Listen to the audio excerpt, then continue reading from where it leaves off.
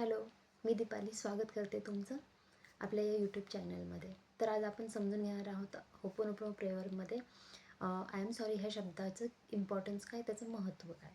तर आपल्या सगळ्या भावना, सुखदुःख, भीती, राग, अपराधीपणा या आपल्या मनामध्ये कुठेतरी दडून बसलेल्या असतात आणि आपल्याला हे नाही समजत की ह्या ज्या भावना आहेत, तर ह्या भावना आपलंच मन जड करत आहेत. आपल्यालाच थोडंसं जड म्हणजे ओझं वाटत आहे त्या भावनांचं.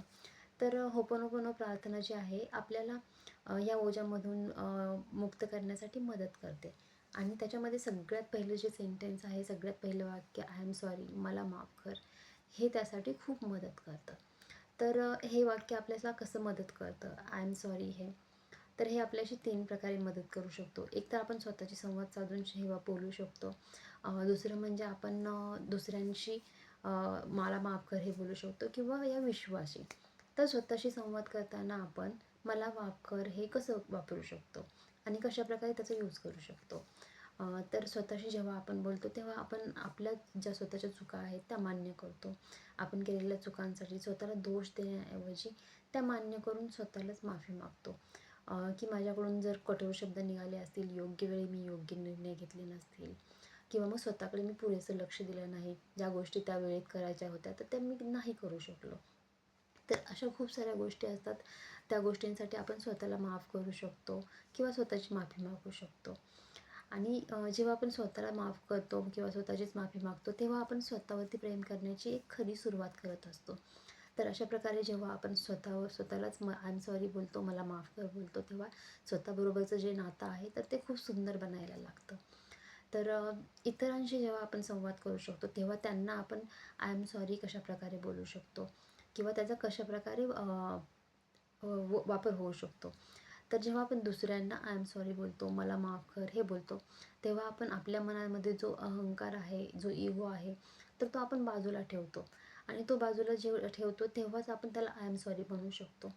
तर त्यामुळे असं होतं की आपलं जे नातं आहे त्याला एक नवा श्वास मिळतो, एक नवी उमेद तयार होते त्यामुळे. आणि कधी-कधी असं होतं की नकळत आपण कुटुंबातील, मित्रातील किंवा आपल्याबरोबर काम करणाऱ्या सहकाऱ्यांच्या मनाला देखील काही लागेल असं बोलतो. पण फक्त आपले 2 शब्द की मला माफ कर, तर हे शब्द त्याच तुटलेल्या नात्यामध्ये एक नवी उमेद तयार करतात आणि ते बंध आपले परत जुळले जातात. ते नातं खूप सुंदर बनायला लागतं.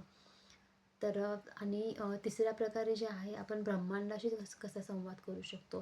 ब्रह्मांडासोबत संवाद करून आपण त्याला कसं आय एम सॉरी म्हणू शकतो किंवा मला माफ करू असं म्हणू शकतो. तर या ब्रह्मांडामध्ये खूप साऱ्या गोष्टी आहेत. निसर्ग आहे, हा आकाश आहे, झाडे, नद्या, खूप साऱ्या गोष्टी आहेत या निसर्गामध्ये आहेत. आणि खूप वेळा असं होतं की आपण या सगळ्या गोष्टींचा वापर करत असतो.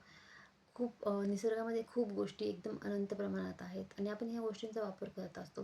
पण कधी-कधी असं होतं की आपण त्या गोष्टींचा गैरवापर देखील करतो. पण निसर्गाला आपण याबद्दल कधीच माफी मागत नाही.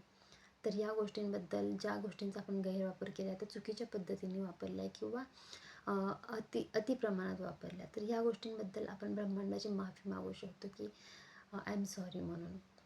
तर ह्यामुळे काय होतं की जेव्हा आपण विश्वाशी संवाद साधतो, या ब्रह्मांडाशी संवाद साधतो, तेव्हा आपली ऊर्जा शुद्ध होत असते आणि मनात जो जडपणा आलेला आहे तर तो एकदम हलका होऊन जातो. यामुळे आपलं जे मन आहे, अंतर्मन आहे, तर ते एकदम स्वच्छ, निरोगी आणि शांत होऊन जातं.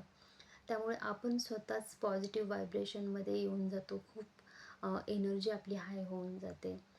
त्यामुळे जेव्हा आपण मला माफ करा किंवा आय एम सॉरी असं मनापासून म्हणतो, तेव्हा मनामध्ये ज्या काही भिंती उभा केलेल्या असतात आपण, अ, गैरसमजाच्या भिंती किंवा मग आणखी कोणत्या भिंती ज्यामुळे आपल्या नात्यामध्ये एक दुरावा निर्माण झालेला असतो. अपराधीपणाच्या साखळी ज्या असते ती तुटून पडते. याप्रमाणे आपण जेव्हा आय एम सॉरी बोलतो तेव्हा आपल्यामध्ये प्रेम आणि स्वीकारण्याची भावना किंवा शांततेची ऊर्जा वाहू लागते. आणि अशा प्रकारे आपण स्वतःला किंवा इतरांना किंवा निसर्गाला देखील सॉरी बोलून सॉरी निसर्गाला देखील आय एम सॉरी बोलून त्याला आपलंसं करू शकतो किंवा एक नवं नातं आपण निर्माण करू शकतो.